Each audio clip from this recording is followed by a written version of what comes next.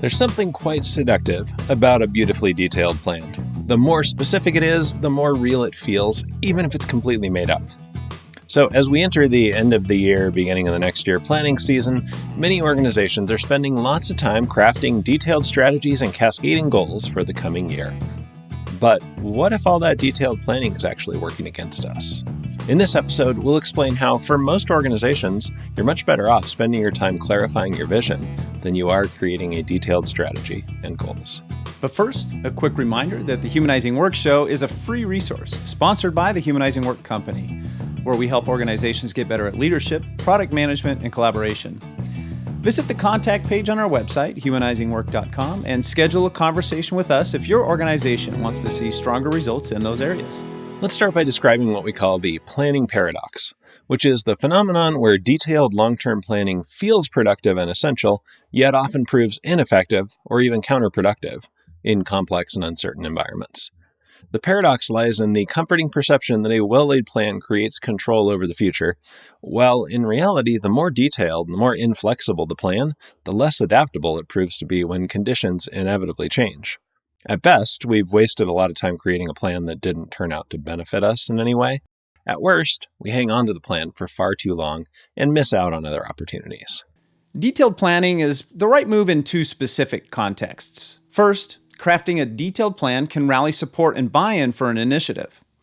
Now, we might debate whether it's ethical to use the planning paradox to get buy-in for an initiative that will probably or maybe even inevitably change later. But there are some situations where that's the only way to get something big and important started. The other context is when we're planning an initiative where all the variables are known, and then good detailed planning is the right move. It helps us execute smoothly without unpleasant surprises. But we should be very cautious of these two scenarios. Pitching an initiative based on a plan we know is likely to change can have disastrous results for our reputation and for the well-being of the organization we're a part of. And most business domains these days are primarily dealing in unpredictable work. The Cynefin framework helps us make sense of big initiatives. At first glance, an initiative might seem to fit primarily in the complicated domain where cause and effect are discoverable through analysis and where detailed plans are valuable. But big initiatives that look complicated before we start often contain some core hidden complexity. And in the complex domain, those same detailed plans are harmful. They create an illusion of certainty that makes us less responsive as reality emerges. We become invested in our story about the future rather than paying attention to what's actually happening. Now, looking back over the past few years, Richard, we've spent a decent amount of time crafting detailed strategies, forming OKRs, tracking those OKRs, trying to get back on track when the OKRs didn't seem to be delivering any benefit, and then maybe feeling guilty if we didn't meet the OKR. Like maybe we just didn't do it all correctly. To give ourselves some credit there, we started doing that because people had talked about how great they found OKRs and we didn't quite get it, and we wanted to give it a real experiment. But yeah, in hindsight, our strategy and goals were all sort of future predictions about what would lead to better business outcomes and more impact for our clients. Maybe a simpler term for future predictions is guesses. And here's the thing, all leaders are guessing. Sure, we've got data, we've got our intuition, we've got desired outcomes in mind, but we're still trying to guess what will happen in the future.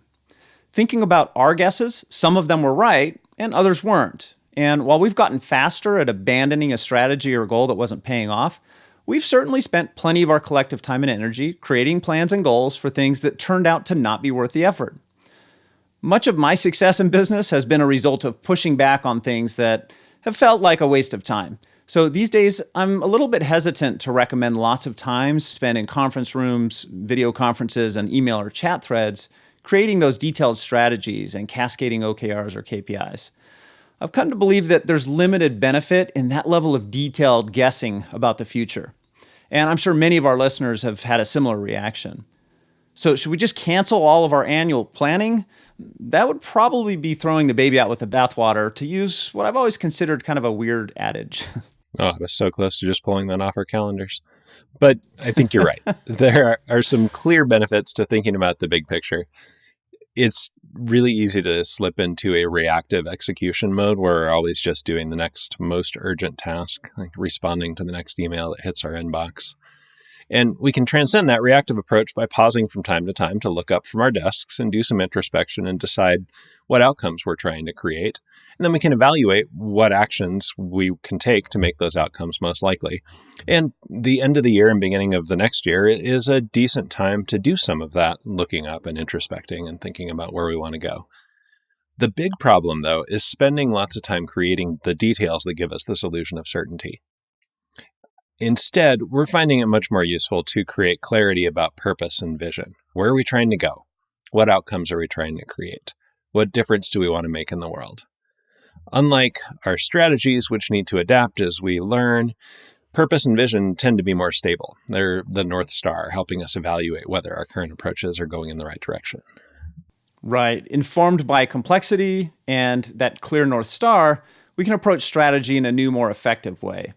Instead of plotting out those detailed plans, strategy looks much more like scattering seeds to see which ones take root, rather than carefully laying out rows and creating detailed schedules for planting, weeding, and harvesting. Now, we recommend 4 steps for this approach to strategy. The first is to gather data to aid us in creating as clear of an understanding as possible of our current state. Next, we identify multiple options for moving toward our vision. In that last analogy, these are the seeds that we're going to plant. Then in step 3, we treat those options as experiments that we design to give us new information as quickly as possible. And then finally, we keep ourselves sort of emotionally and tactically ready to abandon approaches that aren't working. I'm glad you mentioned the emotional readiness, because it can feel uncomfortable, especially for leaders who are used to providing detailed direction. It might even feel like we're not doing our job if we're not giving detailed plans. But in complex environments, our job isn't to predict the future. It's to create the conditions where good things can emerge and then amplify what's working. So as you approach annual planning, how do you do it well? Well, first, invest time creating clarity about purpose and vision. Second, identify your current state honestly. And third, generate multiple possible approaches.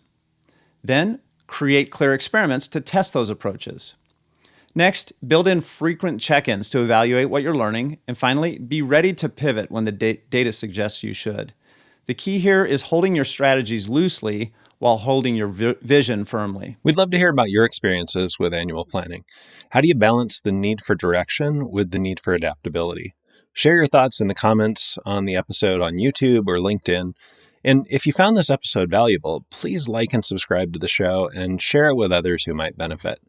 And if you'd like help improving your organization's planning and execution capabilities, visit our website, humanizingwork.com, to learn more about how we can help. Thanks for joining us today on the Humanizing Work Show. We'll see you next time.